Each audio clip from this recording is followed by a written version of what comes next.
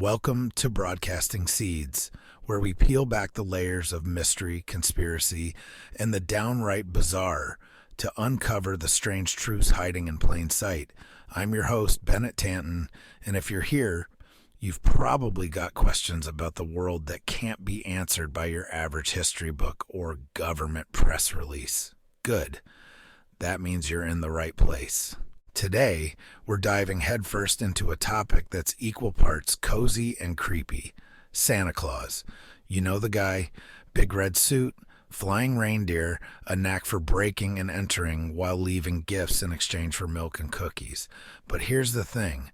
What if Santa is more than just a jolly old dude with a beard and a North Pole postal code? What if there's something deeper, something supernatural going on? This isn't just about the Coca-Cola version of Santa we all know. We're going back in time, way back, to the origins of St. Nicholas, the Norse god Odin, and even tales of spectral, gift-giving beings that sound less like holiday cheer and more like an episode of blurry creatures. We'll explore Santa's role in global folklore, his possible connection to the paranormal, and the idea that he might not just be a mythological figure or a feel-good story for kids. Could Santa Claus be a supernatural traveler bridging realms? Or is he a cultural construct wrapped in pagan traditions and topped with a bow of marketing genius? Either way, it's going to get weird, so grab your hot cocoa, buckle up your sleigh belt, and let's crack this holiday enigma wide open. Because folks, Santa Claus might be a lot more than you've been led to believe.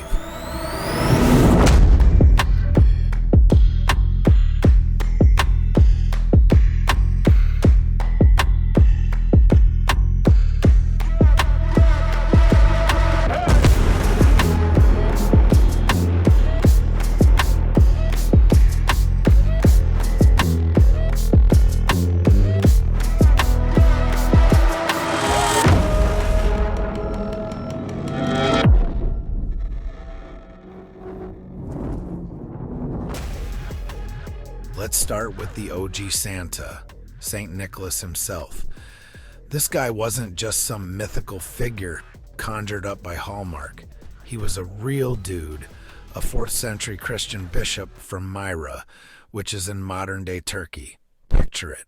Robes, a bishop's staff, a halo of holiness, and an unshakable reputation for generosity. The stories say he'd secretly leave coins in the shoes of poor families, which, let's be honest, feels like the ancient equivalent of Venmo, except instead of a thanks for the pizza emoji, it was about saving families from poverty or keeping daughters out of slavery. But here's the kicker.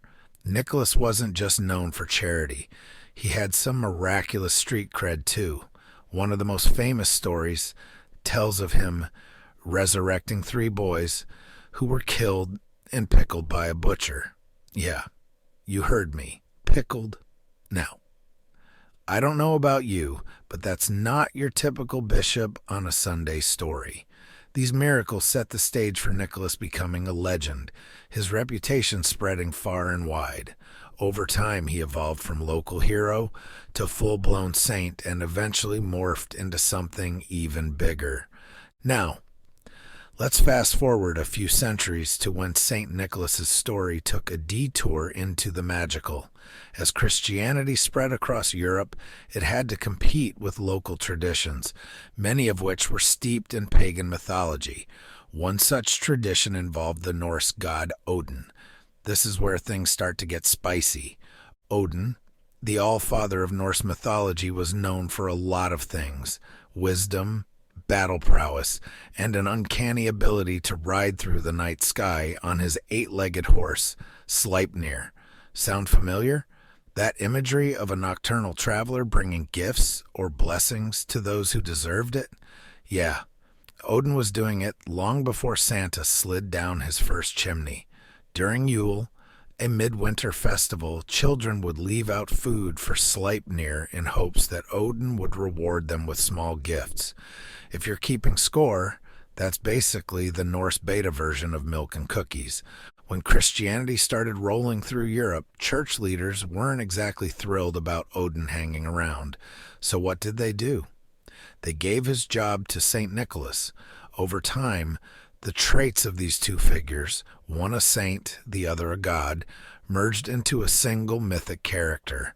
St. Nicholas became less of a bishop and more of a supernatural figure, complete with the ability to defy physics, travel vast distances in one night, and deliver gifts to children who behaved.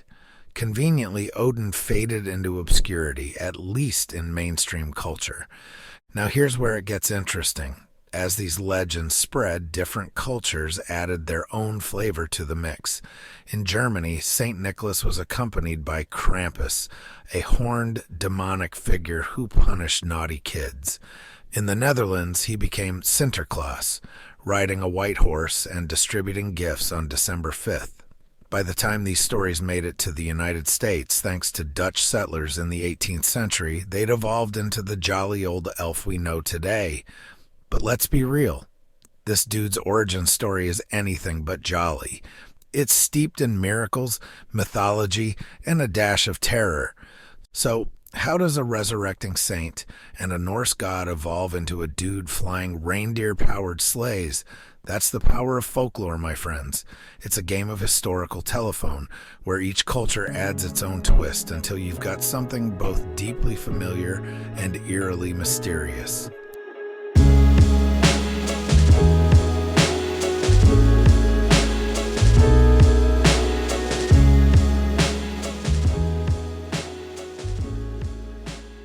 Now that we've met the historical St. Nicholas, let's talk about his mythological doppelganger, Odin.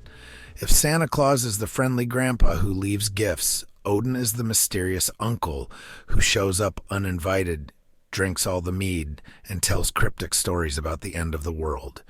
But there's more to Odin's story, and it's woven tightly into the DNA of Santa Claus as we know him today. In Norse mythology, Odin was the Allfather, a god of war, wisdom, poetry, and curiously enough, a bit of magic. He's often depicted with his two ravens, Hugin and Munin, who served as his scouts, gathering information from all over the world. Sound familiar? Maybe a little like Santa's surveillance system of elves on shelves? Stay with me, because this gets weirder. During the midwinter festival of Yule, Odin led a ghostly procession known as the Wild Hunt.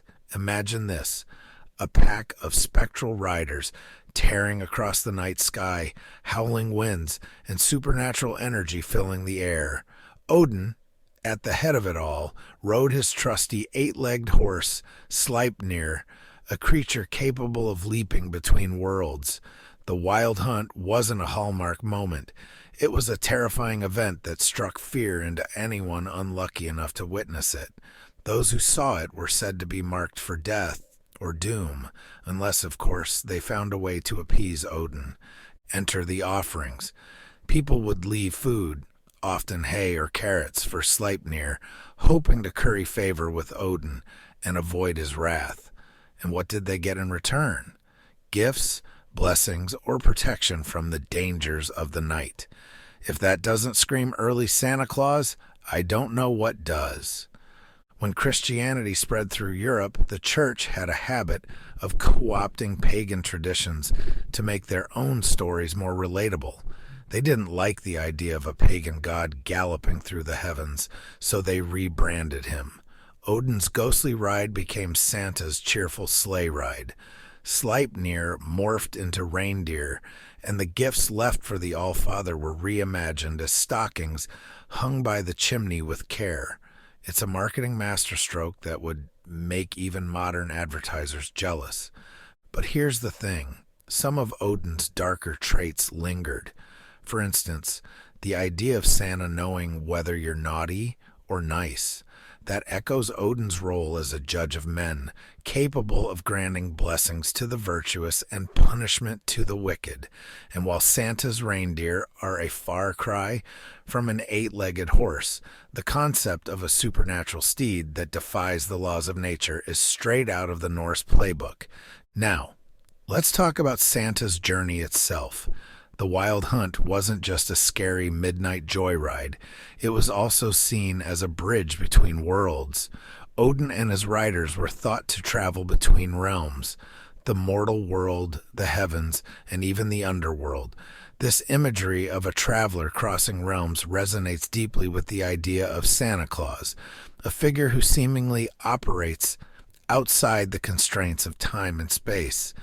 How else could he visit every house in one night? What's even more fascinating is the connection between the Wild Hunt and supernatural phenomena. Some stories describe Odin's procession as accompanied by strange lights in the sky, unexplained sounds, and even physical disturbances. These accounts have an almost UFO-like quality, leading some to speculate that the Wild Hunt might represent an ancient interpretation of unexplained aerial phenomena. Could it be that Santa's sleigh, flying through the sky with glowing reindeer, is an echo of something much older, and perhaps much stranger? Odin's influence on Santa Claus isn't just about aesthetics, it's about the deeper archetype of a figure who transcends worlds, rewards the good, and punishes the wicked. It's about a tradition so deeply ingrained in the human psyche that it has survived thousands of years, evolving with each retelling. But here's the question. If Santa Claus carries the DNA of the Wild Hunt, could that mean he's more than just a cultural icon? Could he be a remnant of something supernatural that we've forgotten? A figure whose origins stretch back to the earliest attempts to understand the cosmos? Let's keep unraveling the mystery.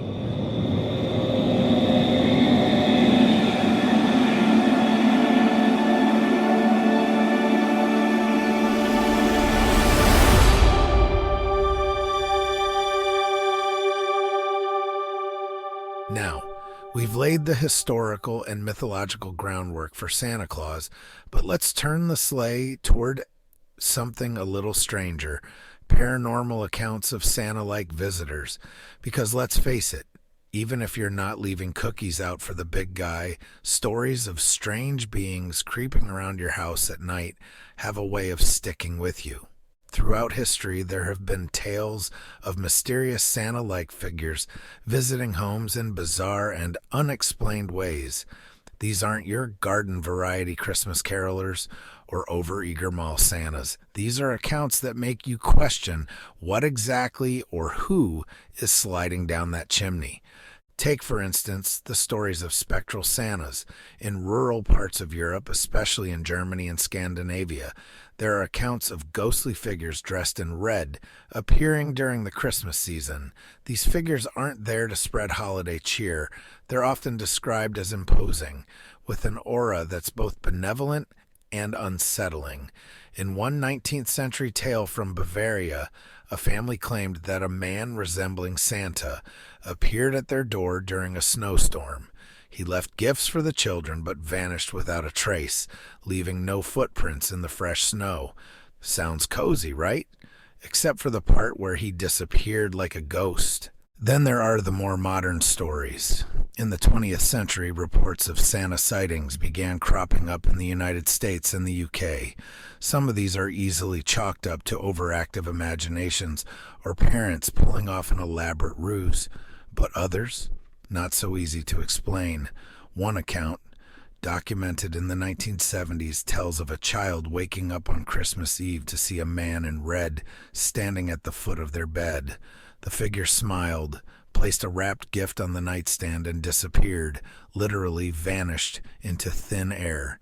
No doors opened, no windows creaked, and when the parents were questioned the next morning, they had no idea where the extra gift had come from. Let's not forget the UFO crowd, who have their own theories about Santa Claus.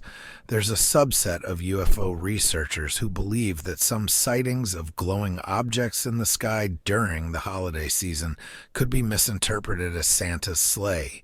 A notable case occurred in 1955 when a group of witnesses in Washington state reported seeing a formation of lights moving in a manner they described as reindeer-like. Coincidence? Maybe, but the timing and the imagery are hard to ignore. Another peculiar phenomenon is the sound of footsteps on the roof. Now, before you write this off as reindeer PR, hear me out. People have reported hearing heavy footsteps above their homes on Christmas Eve, followed by a distinct jingle or metallic clinking. When they investigate, there's nothing there. No tracks, no signs of anyone climbing onto the roof. It's as if something was there and then wasn't. Could this be an echo of the wild hunt, or perhaps something stranger? There's also the curious case of Santa Claus-like entities in indigenous folklore. In certain Native American traditions, wintertime visitors are described as benevolent beings who bring gifts or blessings to the community. These figures aren't explicitly linked to modern Santa, but the parallels are undeniable. They often appear suddenly, perform their task, and leave without explanation, much like the Santa we know today. What ties all these accounts together is the element of mystery. Whether it's a ghostly Santa, a UFO, or an unexplained gift, these stories tap into something deeper than holiday cheer. They evoke a sense of awe and wonder. They make us question whether there's more to the world and to this holiday than we're willing to admit. So, what are we dealing with here? A collective hallucination, a series of coincidences, or is there something truly supernatural at play? Could Santa Claus be more than a myth, a being that exists on the fringes of our understanding, slipping into our world for just one night a year?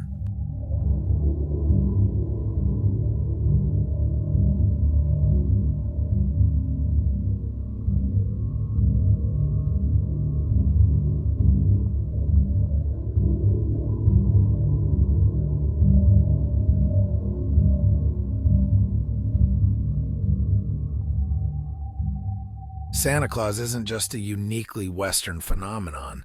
The archetype of the benevolent gift giver exists in cultures all over the world, stretching far beyond Christmas and the red-suited man we've come to know. These figures reveal an intriguing pattern: humanity's universal fascination with a supernatural benefactor who rewards good behavior and fosters a sense of hope during the darkest days of winter. Let's start in Russia, where Ded Moroz, or Grandfather Frost, takes center stage. Ded Moroz is an imposing figure, tall and stately, with a long white beard and a blue or silver robe. He travels with his granddaughter Snegorochka, the Snow Maiden, and delivers gifts to children on New Year's Eve. Unlike Santa, Ded Moroz doesn't fly in on reindeer. Instead, he's often depicted in a troika, a traditional Russian sleigh pulled by 3 horses. His origins, like Santa's, trace back to both Christian and pagan traditions, with Ded Moroz being linked to Slavic frost deities who ruled over winter's harsh grip. Despite his chilly demeanor, he's a symbol of warmth and generosity. Now, let's head south to Italy, where a very different figure takes the spotlight. La Befana is an old woman who flies on a broomstick, delivering gifts to children on Epiphany Eve, January 5th. While Santa rewards good kids and leaves coal for the naughty, La Befana takes a gentler approach, offering candy for those who behave and a lump of charcoal, usually sweetened candy, for those who don't. Her story is steeped in folklore. One version suggests she was a kind-hearted witch who missed her chance to join the wise men on their journey to Bethlehem. Regretful, she now travels the world, leaving gifts for children in hopes of finding the Christ child. Jumping across the globe, Japan offers a modern twist with Hotei, a figure from Zen Buddhism who's often associated with the new year. Hotei is a rotund, cheerful monk carrying a sack of gifts. He's said to have eyes on the back of his head, which allows him to see whether children are behaving even when they think they're out of sight. Sound familiar? While Hotei's origins are spiritual rather than secular, his role as a bringer of joy and a judge of character mirrors the qualities we attribute to Santa. Even darker interpretations of the archetype exist, such as Germany's Krampus. While Santa rewards the good, Krampus punishes the bad, often depicted as a terrifying horned creature with chains and a sack for carrying off naughty children. While he's not delivering Xboxes and dolls, Krampus serves as the other side of the gift giver archetype, a necessary counterbalance to Santa's kindness. In Austria, Krampusnacht or Krampus Night is still celebrated as a time to acknowledge this duality, blending fear and festive cheer. These examples point to a shared cultural yearning, the desire for a figure who brings hope, kindness, and accountability during the cold, dark months of winter. Whether it's Dead Moroz in Russia, La Befana in Italy, or Hotei in Japan, these figures fulfill a deep psychological need. They remind us that generosity and joy can light up even the darkest days. But why the winter connection? It's no coincidence. Historically, winter has been a time of scarcity, fear, and isolation. The presence of a supernatural benefactor during this time symbolizes not just survival, but renewal, a promise that light will return, crops will grow, and life will go on. These figures aren't just symbols of holiday cheer, they're embodiments of hope and resilience. What's more fascinating is how these archetypes evolve. Each culture adds its own spin, blending local traditions, religious beliefs, and mythological elements to create a figure that resonates deeply with their community. Yet, despite the differences, the core remains the same. A figure who rewards, protects, and occasionally disciplines, bringing balance to the human experience. So, is Santa Claus just one iteration of a universal archetype, or is there something deeper at play, an ancient collective memory of a being that transcends time and culture? Let's tackle that head on in the next segment.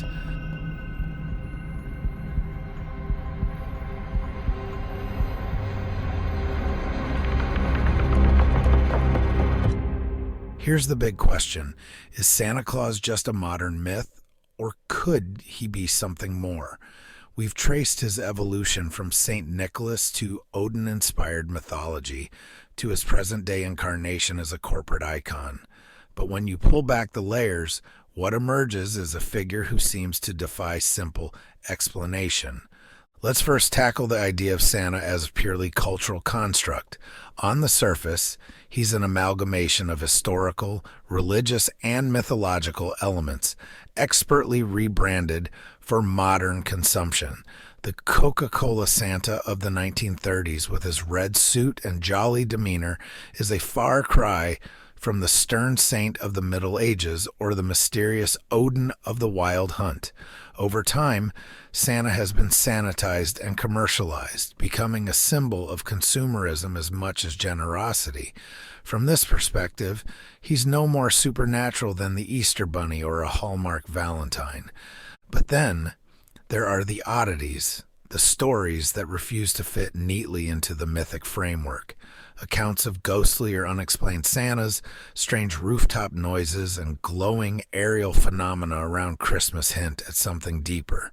Could these be echoes of an ancient archetype, a being that predates the written record, or are they something more tangible, evidence of a supernatural traveler who bridges realms?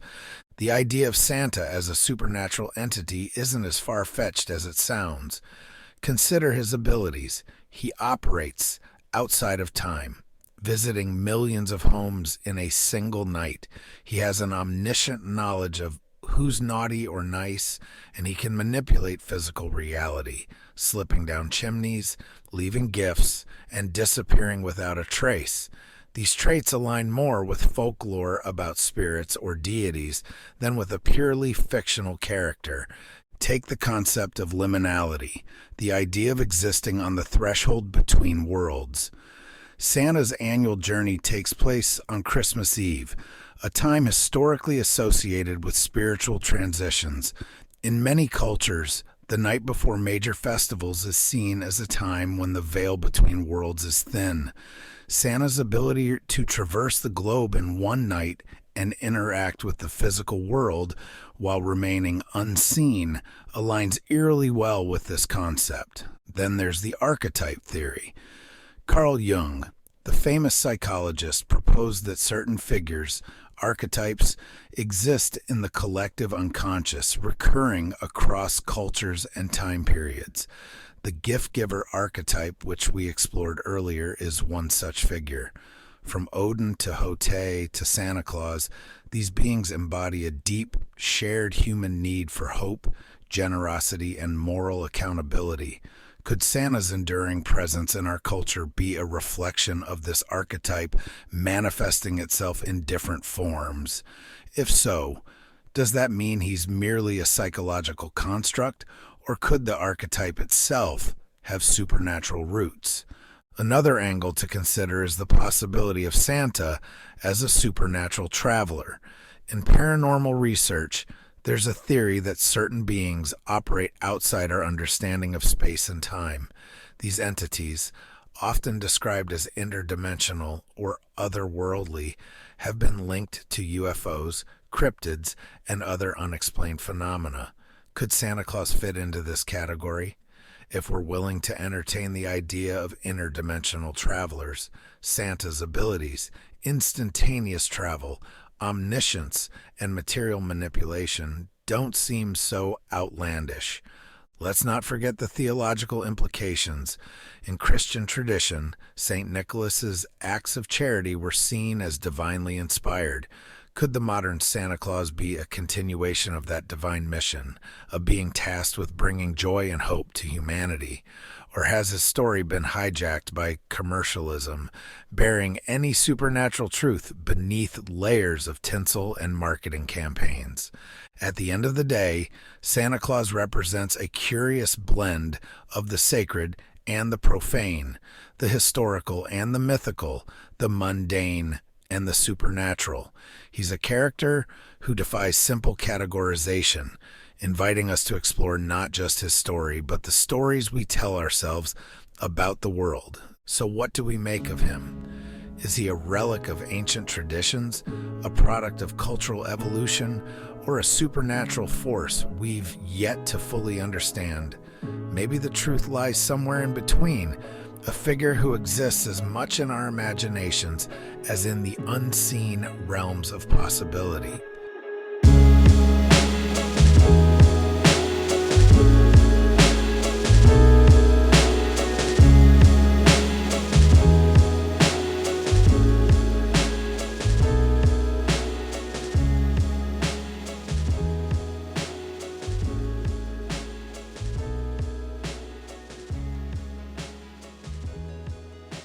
And there you have it, folks. A dive into the mysterious, magical, and downright strange figure we call Santa Claus. From his roots as a charitable saint to his connections with Norse gods, ghostly sightings, and archetypal symbolism, Santa is so much more than the guy on your Coke can. He's a fusion of history, mythology, and maybe, just maybe, a touch of the supernatural. Whether you see him as a marketing mascot, an archetype of generosity, or a traveler from realms unknown, one thing is clear. Santa Claus taps into something profound within us. He reminds us of the power of hope, the magic of giving, and the possibility that some mysteries are worth keeping alive. If this episode made you think, smile, or question everything you thought you knew about the holiday season, then I've done my job. Don't keep this conversation to yourself. Share it with your friends, family, or that one coworker who insists on debating conspiracy theories during lunch. Let's spread the seeds of curiosity far and wide. And while you're at it, make sure to like, share, and review the podcast. Your feedback helps us grow and keeps the strange and wonderful topics coming your way. Thanks for tuning in to Broadcasting Seeds. I'm Bennett Tanton, reminding you to keep your eyes open, your mind curious, and your heart ready for the unexpected. Until next time, stay safe, stay strange, and happy holidays. I got bad thoughts that make my mind scared. Hold me hostage and they don't fight fair. Who gon' pray for me and wipe all my tears? Who gon' save me if you not right here? Move this darkness and make my sight clear. Take me your way cause I don't like here. Ghosts of my past, they feeling the night air. Wake me up, I'm trapped in my nightmares.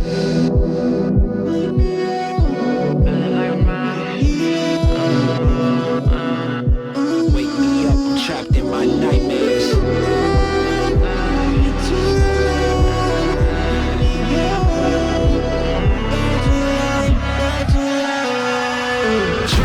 Drowning, I'm off the deep end. Apparitions of all my demons. All my thoughts are committing treason. All alone, who gon' hear me screaming? Manifestations of my fears. Regrets that stretched out for light years. Can almost touch the light, homie, it's right there. Body free but trapped in my nightmares. Wake me up, don't let me drown.